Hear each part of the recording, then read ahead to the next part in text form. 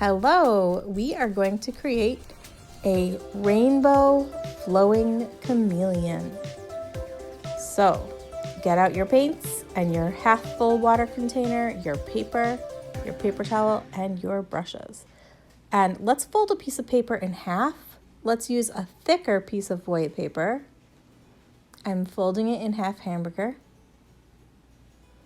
And I'm creasing it really well. So I'm flipping it back and forth and creasing it with my nail sharply. Back and forth. And then I can rip it easily if it's been creased really well. So now I have 2 half sheets and we're gonna paint on a half sheet today. As you're setting up, dip your fingers in the water and sprinkle some drops in each color of your paint so it gets wet. We are going to be looking at a color of his own, this chameleon here.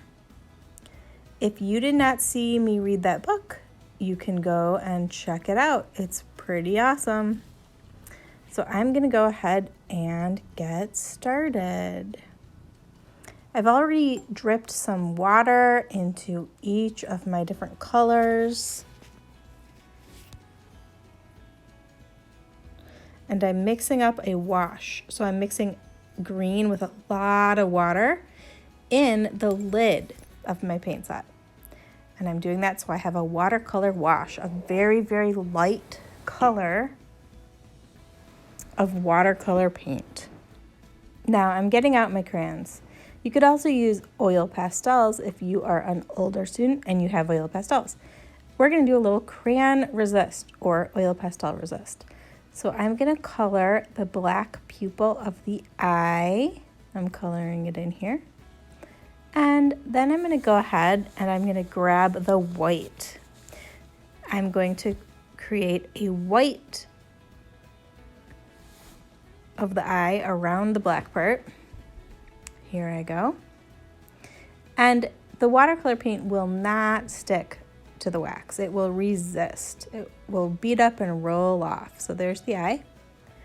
And then I decided to just go ahead with my white crayon and make kind of a cute little swirly design. And I made this little swirly design where I thought that it would show up on my chameleon when I paint it. Of course you can't see it right now because it's white crayon and white paper. But you'll be able to see it once I start painting. So I'm using my watercolor wash, which again is a color of paint mixed with a lot of water. And I'm just gonna go in and sort of black out the chameleon.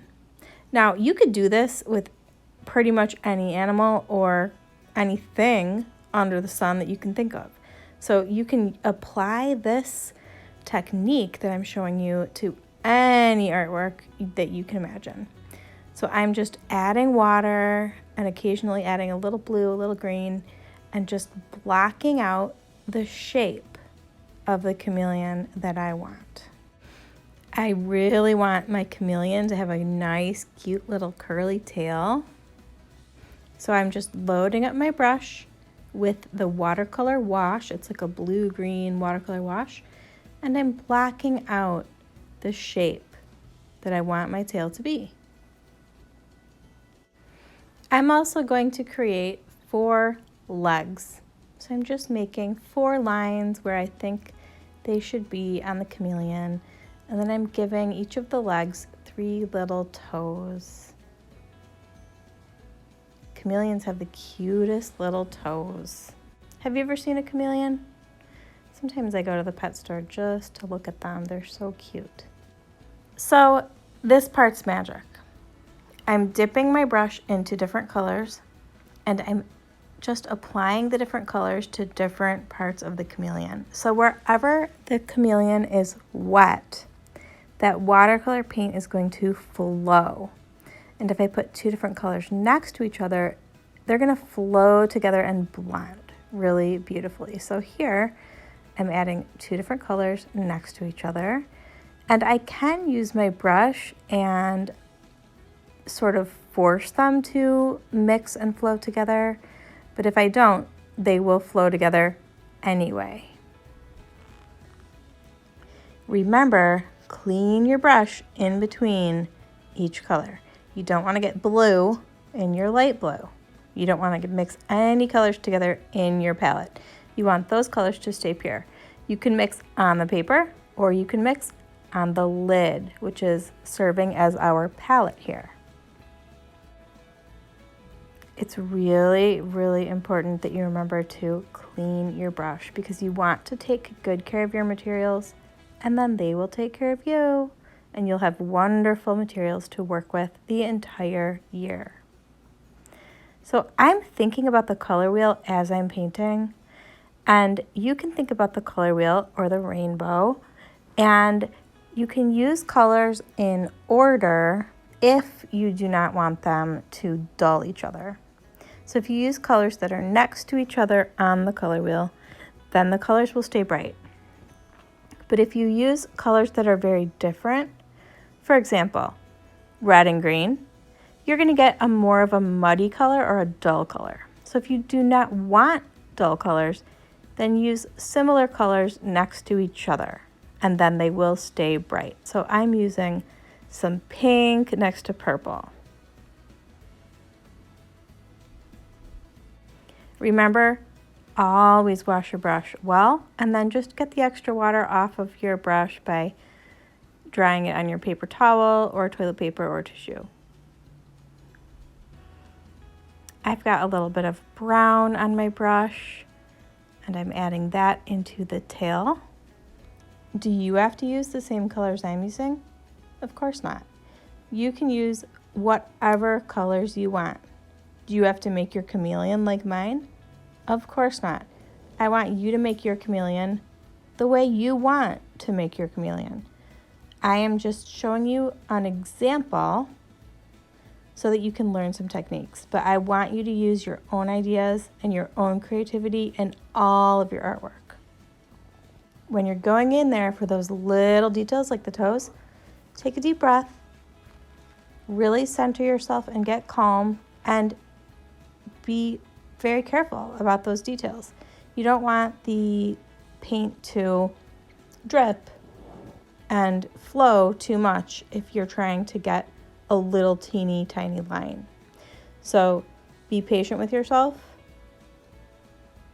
and just do your best. Now, if it does flow out of the line, then make a mess up into a masterpiece.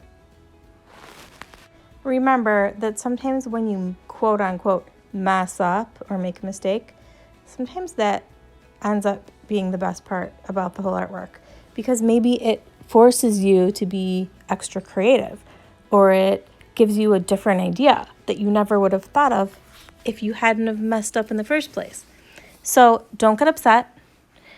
Even if your artwork is actually completely ruined, it's really about the process. It's about learning. It's about having fun. So we're going to take a deep breath and we're not going to get upset. Now you can always go back in and add more layers. So if you see an area that's a little too light, or if you just want to jazz it up a little bit, add some more color, go for it. See what happens, experiment, okay? So I'm just going in here.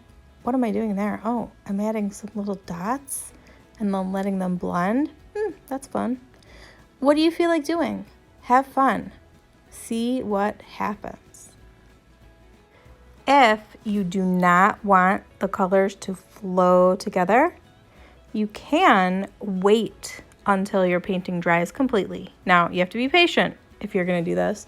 It's going to take maybe a half an hour, maybe an hour or longer, depending on how much water you have in your paint, to let it dry completely. But you can let your painting dry completely and then go back into it and paint a layer on top. If you do that, it's not going to mix and flow in the same way. So that's another idea you can experiment with if you want to. Lastly, when you're done, clean up. Don't close your paint palette until it's completely dry. Put it up somewhere. Put your painting up somewhere to let it dry and clean up your area. I hope you have fun painting your chameleon today. Don't forget to take a picture of it and post it on Seesaw so everyone can see your beautiful work.